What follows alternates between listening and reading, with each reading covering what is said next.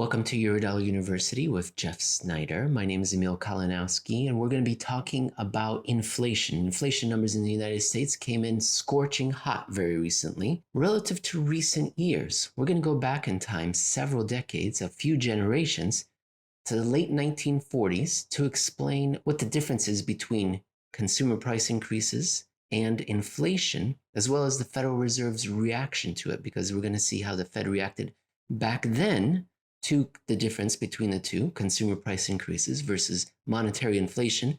We'll compare them and their reaction back then to whether or not they've learned anything. Jeff, let's go back to 1947, 1948. Oh my gosh.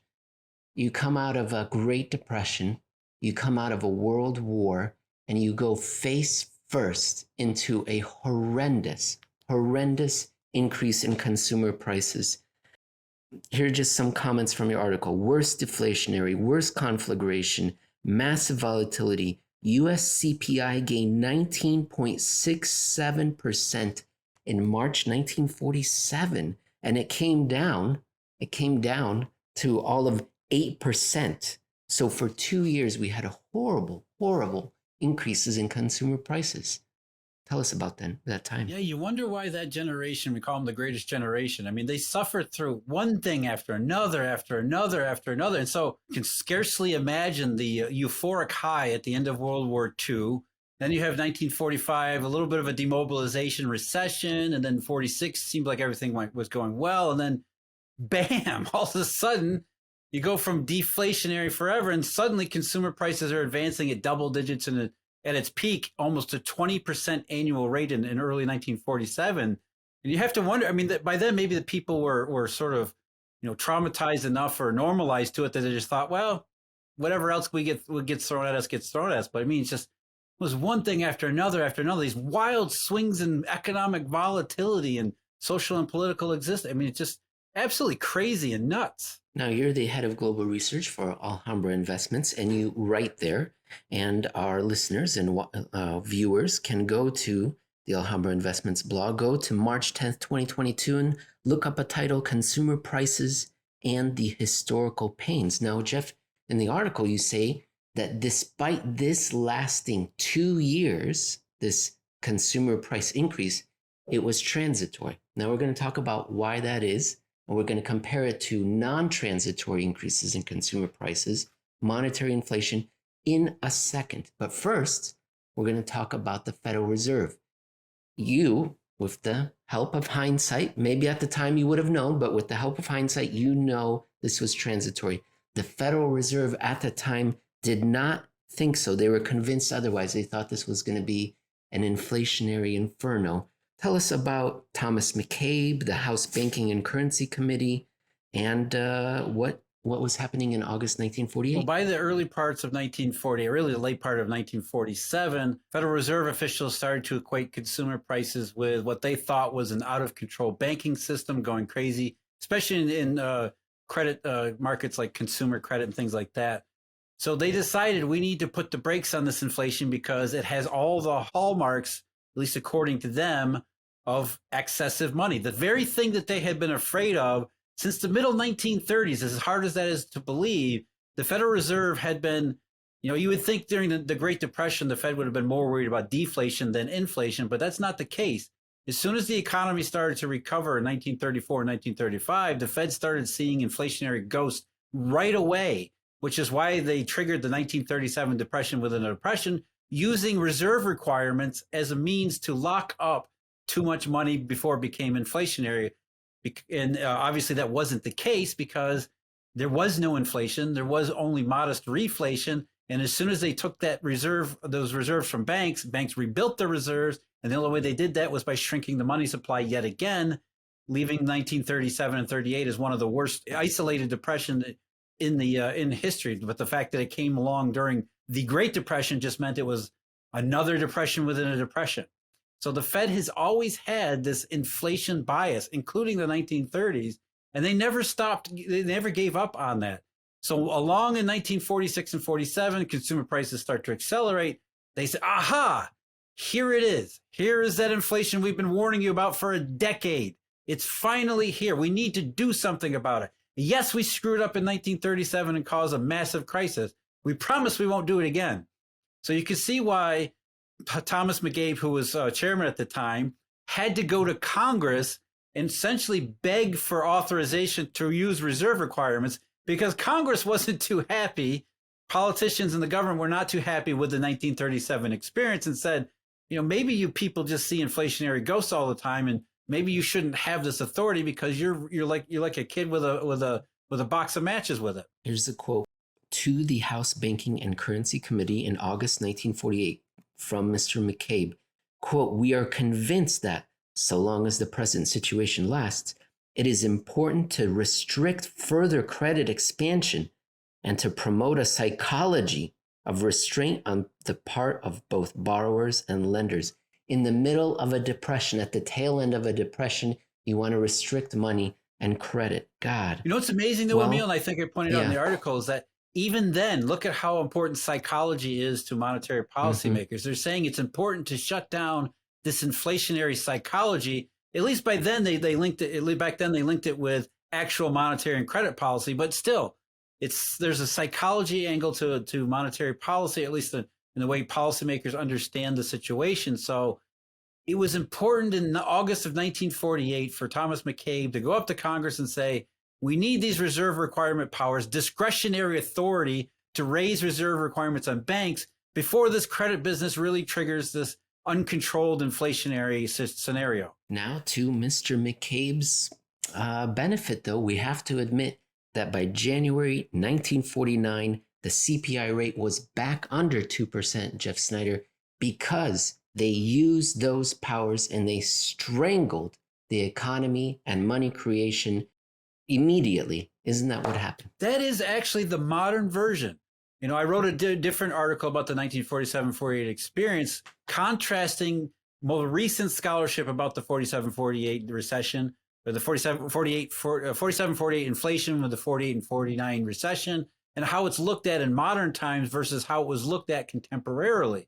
In modern times, you can hear the post-Volcker language, the post-Volcker assumptions where, the Fed provoked the 48-49 recession. Whereas you go back in time and read what they were saying back then, the Fed did something? Was the Fed even involved? Nobody equated the Fed with anything of this 48 and 49 recession because they really didn't do anything. Thomas McCabe went to Congress in August of 48 and said, give us this authority, this discretionary power over reserve requirements. And Congress said, okay, go ahead. And then the Fed started making minor adjustments to it. And as soon as they did, or even before they started making adjustments, inflation started to fall off. So August of 1948, the CPI was rising at almost 9% rate. By July, it was down to 6%. And by September, October, and as you said, January 1949, it was down to 2%. And the reason was because a recession had already begun by the time Thomas McCabe was begging Congress for this discretionary authority. So the Fed just happened to believe that inflation was out of control. At the same moment, inflation was being brought under control by a recession, and a really nasty one too. Jeff, there's a great graph in here. It's a little bit busy. It's got the Federal Reserve Bank holdings of U.S. government securities. And it seems so familiar to our present day, where all of a sudden these holdings go from essentially nothing and stable to a unbelievable, previously unimaginable increase by the Federal Reserve, the holdings, right? So they're making some sort of action, right? They're doing something. But then you've got these three lines coming here through this graph, Jeff, and they seem totally unrelated to the activity that's being done by the Federal Reserve. Now, people who believe in the Federal Reserve centrality will say, well, the long-term rates were capped. That's why we didn't see some sort of increase, right? But then you've got these corporate bonds, AAA and BAA, that seem to ignore. They were not capped. Were they capped, Jeff? No. They seem to be ignoring what the Federal Reserve was doing. Tell us what you would expect to see if the Federal Reserve was central to money creation, and then what we actually observe in this graph. Well, remember back then, or if you're not familiar with, but going back into the World War II, the Federal Reserve, again, being sidelined after screwing up one time after another during the Great Depression, the Federal Reserve was essentially tasked with being Treasury's bond seller agency. And so their primary job was just to make sure that during World War II, the federal government could sell as much debt as it needed to finance the war. And so that's kind of what the Fed's job was. And the way that worked, mechanically speaking, was that the Feds basically said, we're not going to allow bond yields to go above a certain rate. So the government can borrow cheap because it needs to fight the war. And so the Fed offered to buy bonds that were that would yield any greater than that certain cap. That was there was a hard cap on T-bill rates, and then there was sort of an implicit cap on long-term bond yields. But the fact of the matter was, during the entirety of World War II and in the immediate years afterwards, the Fed didn't have to buy a single bond because the market was more than happy to bid up and buy everything the government offered, because Great Depression, World War II, not exactly the best economic climates to be taking on monetary and debt risks. So the system, the entire banking system, the entire financial system domestically was more than happy to absorb any and all issuance by the federal government. Sounds familiar. And so the Fed didn't have to do anything. But we get to these CPI spikes, the supply shock in 47. Suddenly the Fed's, oh, this is inflation. Everybody's going to start selling their safe liquid assets because this is inflation. And so the Fed said, we're going to start buying bonds to enforce these yield caps. And of course, the bond yields did rise a little bit. They went from low twos to around middle twos and got near the implicit cap by the end of 1947 into 48. But as you pointed out, Emil, other interest rates, whether it be corporate bonds or municipal bonds or whatever else it was, there was no inflation panic. The inflation panic was strictly with the Federal Reserve. And again, that manifested in Thomas McKay going up to Congress and saying, we need reserve requirement authority or this inflation stuff is going to get out of control.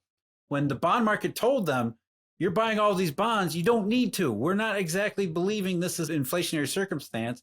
And so we're perfectly happy to own safe and liquid instruments, even though the CPI is double digits for over 2 years. Now, the Bureau of Labor Statistics put out a very nice, fascinating, interesting report in April of 2014, and it was titled 100 Years of Price Change, the Consumer Price Index, and the American Inflation Experience. And of course, you can't go through 100 years and not talk about what was happening in the 1940s. And here is a quote that they give us, very interesting. Quote, in retrospect, the early 1950s mark a turning point in the American inflation experience. The decades leading up to the Korean War era featured alternating periods of sharp inflation and genuine deflation, with the former generating active efforts to control prices, and the latter generating fears of recession and, sometimes, active efforts to raise prices. Although severe inflation and even price controls would return, the post-Korean War era would look different from the 1941 to 51 period, with less volatility and a near absence of deflation. Interesting. Yeah, interesting. Look at what they're saying here. It's exactly that, we had these very intense, again, in 47, the CPI was up to 20%, very intense bursts of consumer price increases and acceleration, but they never lasted. They were always intense but short, intense but temporary, intense but transitory. And so we alternated in the post, at least in the World War II and post-war, immediate post-war aftermath. It was sharp consumer price acceleration, then genuine deflation, recession, then maybe another one. And so there were 3 major spikes that had nothing to do with money. It was all about supply shocks. Each one very sharp, very intense, but each one also temporary.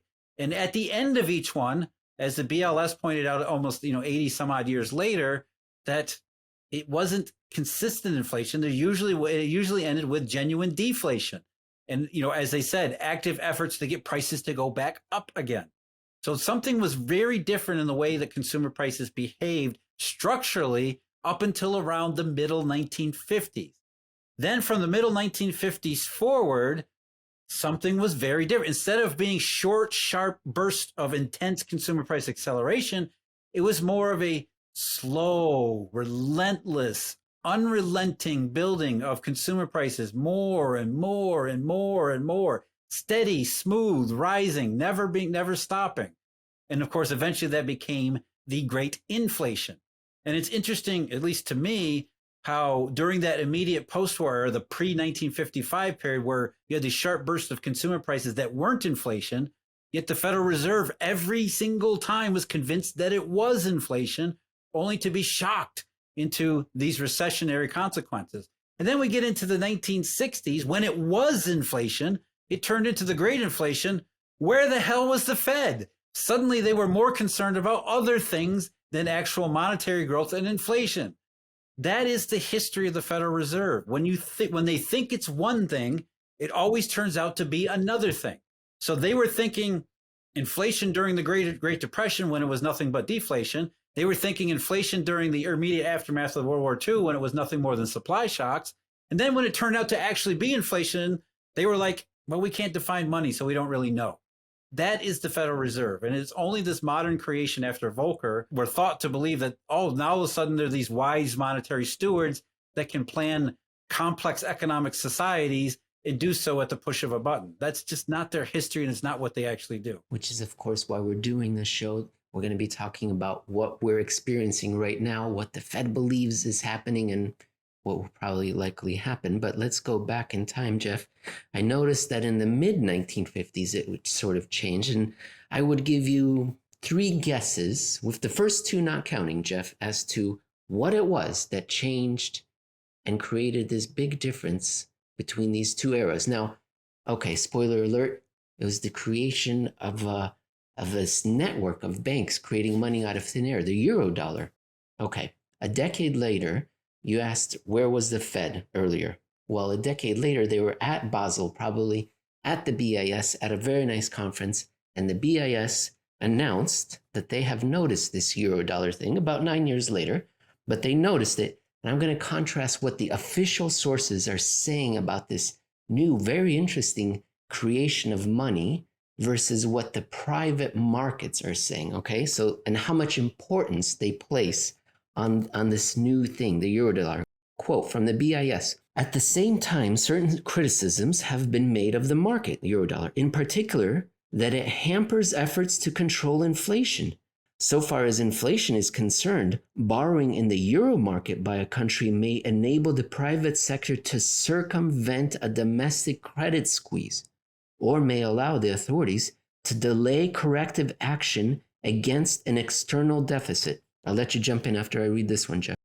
While such arguments have their element of truth, this may be easily exaggerated.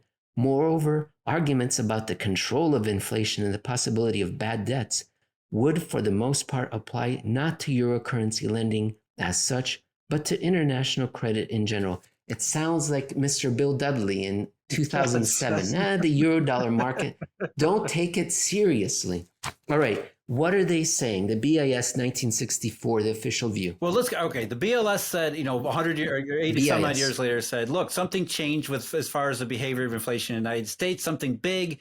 We all know inflation is money. Milton Friedman, inflation is always never a monetary phenomenon. So let's equate all of these things. Let's put all of these dots together because they belong together, right? Money is inflation. Inflation is money. So if something changed in the behavior of consumer prices, something must have changed in the way the monetary system works or how it evolves or whatever else. And so in 1964, the BIS comes along and says, yeah, we've been hearing noises about this Eurodollar thingy. Let's take a look at it. And so you know what they said? They said, man, this Eurodollar thingy has tremendous potential to grow outside the boundaries of every regulatory regime and government. Maybe that's an issue. Oh, no, it's not. It can't be because, why would it? Because it's just simply, global finance, that can't be as important as national monetary policies and national economies and national central banks. So remember, this was written in 1964. The Great Inflation would begin in 1965. So these people have a preternatural sense of being wrong about money and inflation every friggin' time in every kind of circumstance. So what they were basically saying is, this Eurodollar thing has massive monetary potential, but oh, never mind, it's not a big deal. That was the public official view, okay? Now here's what the private actors were saying from Paul Einzig in his book. Who was Paul Einzig? I guess he was the Isabella Kaminska of the day, right? Okay, so, and he wrote Foreign Dollar Loans in Europe in 1965. Ladies and gentlemen, what a page turner, right? Stephen King has got nothing on this. What a thriller. You got to read it, ladies and gentlemen. Quote, the Eurodollar market was for years hidden from economists and other readers of the financial press by a remarkable conspiracy of silence. I stumbled on its existence by sheer accident in October 1959, and when I embarked on an inquiry about it in London banking circles, several bankers emphatically asked me not to write about the new practice. What a difference, right, Jeff? Officials are saying, nah, it's no big deal. And the people who are doing it saying, shh, don't say anything. We're making so much money right now. So who do we turn to, Wow. right, Emil? That's really what we're talking about. Where do we look for answers on all this money inflation business? And the answer is bond yields, Eurodollar futures, the market. Let's look at the market signals, because as the BIS in its 34th annual report said, don't worry about this Eurodollar stuff. Years before then, long-term bond yields had started to turn higher, slowly but steadily, saying, okay, you guys you might be very sanguine about the inflationary characteristics of this uncontrollable monetary regime. We're getting a little bit worried about it. And so bond yields started to creep up throughout the 1963, 1964, 1965 in anticipation of what would actually happen in the CPI. So bond yields were always a step, at least a year ahead of what happened in consumer prices, just as they were back in the pre-Eurodollar regime when they were supply shocks. The bond yields said, yes, the CPI is 20%, but more likely than not, this is going to end in demand destruction, recession, and deflation. So we're not going to chase that temporary, transitory 20%, even if it goes double digits for 2 years. We know how this ends. And it doesn't end in something like 1970s. It ends in something like more like a mini burst of the 1930s, where you have a nasty recession and outright price decline. So bond yields, historically speaking, have aligned very closely with inflation because it is money. It is the monetary system. Banks are the Eurodollar. Banks before the Eurodollar were domestic money too. So if the banking system is saying, we want to own safe and liquid instruments regardless of what the current CPI says, that is a signal you should probably listen to. And one you should probably not listen to is those economists at the Federal Reserve and even the bankers at the Federal Reserve, because they always tend to see inflation where it doesn't exist, or they tend to not see deflationary risks where they do exist. It's fascinating how in the 1940s, they perceived it correctly. In the 1950s, they started to change their tune. 1960s started to change their tune. The bond markets were perceiving it correctly, and they do to this day. And we're going to be talking about what inflation rates, consumer price increases are coming in at right now, Jeff. And then in the next episode, we'll talk about, well, what are the markets thinking? Are they reacting as if 1940s transitory supply-demand imbalances, or are they saying, yeah, this is the 1960s, 70s great monetary expansion? So we'll find out in a moment. Jeff, do you want to talk about what the results were in the U.S.? They came out on the 10th of March. Do we really need to? I think by now everybody's familiar with the fact that the headline CPI was just a touch under 8%. That's the highest in almost 40 years. I mean, you can get that from anywhere in the mainstream media, because those numbers have been blared across the internet repeatedly. And really, there's nothing we're going to say that changes anybody's mind anyway, because, whether it's transitory consumer price supply shock or actual inflation, for most people, does it really matter? Because they're experiencing the consumer price pain anyway. I think the only thing that we really need to point out is in terms of potential for demand destruction is where consumer prices have shifted. It's now basically gasoline, food, and rent. So all the basics of living in a modern world, the costs of those are going up. So for us to have a discussion about why that is, for most people, their sense of all of this is, I don't care if it's inflation or not inflation, I'm paying for it every day. And so to me, this is an academic discussion that's not really that important. Let's go to Kevin Feldman. He's one of our Twitterati, and he has a question about this time period, and maybe you can change his mind. His name on Twitter, @KevinFeldman. Seems like you're rewriting history of the 1970s. This is what he's saying to you, Jeff. I've never studied an analysis of that period that didn't include supply shocks as part of accelerating inflation. The idea that high oil now contributes to demand destruction, but not inflation cycle, where does that come from? Comes from the 1970s. And the thing is, as we talked about before, we're talking about specifically with this topic came up with our discussion about Mohammed El-Arian recently, saying the great inflation he tied it together with the 1973 oil price embargo. And as we pointed out back then, the great inflation was already 7 or 8 years old by the time OPEC ever did anything. So oil prices and supply shocks really were not part of the early days of the great inflation. And as I said back then, August of 1971, President Nixon came out with wage and price controls. That was 1971, several years before the oil supply shock. But he's right in pointing out the oil, I mean, for most of the public and most of the people that lived through that period, they remember mostly, the gasoline lines, the embargo, oil prices. That was seared into their consciousness. So it's understandable why people would equate the two. And I'm not saying the two didn't go together. What I'm saying is that Mohammed El-Arian's analysis of where the great inflation came from or why it was so great, I think he missed the boat and missed the early part of it.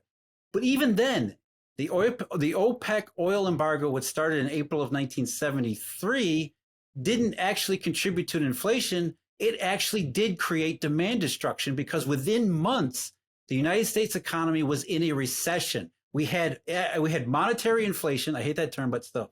Monetary inflation ongoing during that oil supply shock, which contributed to demand destruction and recession.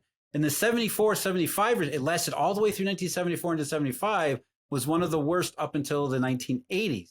So yes, we had inflation long before oil prices. Then we did have oil prices that made it that much worse, that then triggered an actual recession within an inflationary environment. So yeah, all of these things happened. And I don't think we're rewriting inflation history of the 70s at all. I think what we're actually doing is sorting out these two different processes and how they combine together to make the 70s one of the worst periods, economically speaking, in history. Excellent, Jeff. I loved it. Great answer. All right, let's move on to our next episode.